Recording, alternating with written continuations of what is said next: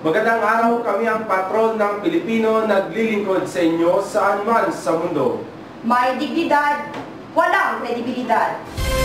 Inuusan ng CSIT Academic Organization ang kanilang month-long celebration. Para sa ulat, narito si Mark Aldrin Valverde. Magandang araw. Kasama ko ngayon ang presidente ng CSIT-AO upang malaman natin ang mga iba't ibang activities na ginanap noong SciTech Month. Magandang araw, Mr. James Rosales. Magandang araw din. Mr. James Rosales, ano-ano mga activities na ginawa niyo noong SciTech Month? The SciTech Month celebration is one of the activities of CSIT Academic Organization, and we have highlighted different activities to celebrate the SciTech Month. We have started a Eucharistic celebration at the Sacred Heart Chapel, and then we have conducted in the second week of September the seminar on mobile applications, and then the statistical tools for research, which we have used the SPSS, and then we have also the cell phone modem, and then one of the main event of SciTech Month is the Regional Programming Challenge, wherein it was participated by different private schools, not only in the city but as well as in the region.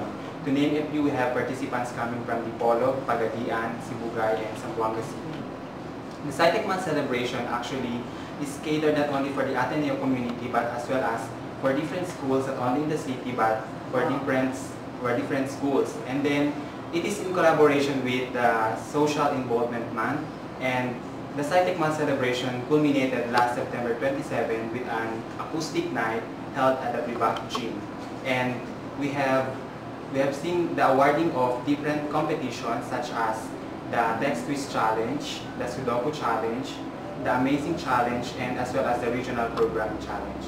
We have also the Digital Art Competition, which was participated by the different students of PSIT, Biology, and different courses from the Ateneo. Maraming salamat, Mr. James Rosales. You're welcome. Ito po si Mark Aldrin B. Valverde, nag-uulat. Nagbigay na ng pahayag ang Pangulo ng Ateneo de Zamboanga University tungkol sa mga chismis at paninira na nakalagay sa Adsugasib.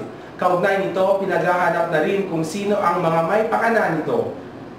Nagpapatrol si Joselito Roldan Jr. Salamat, Adel. Nandito ako ngayon sa isa sa mga laboratory ng ADSU. Nakikita niyo sa aking likuran ang kinagigiliwan ng maraming estudyante, ang Adsugasib.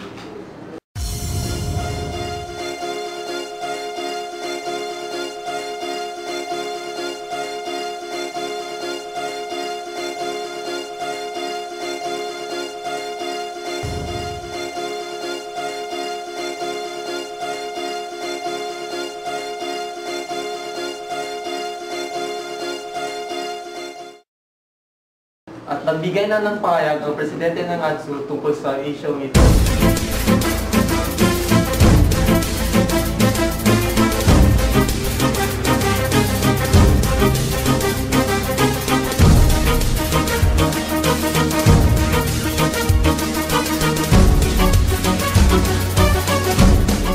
At ako po si Joselito Roldan, nag-ulap. Balik sa inyo, Rodel.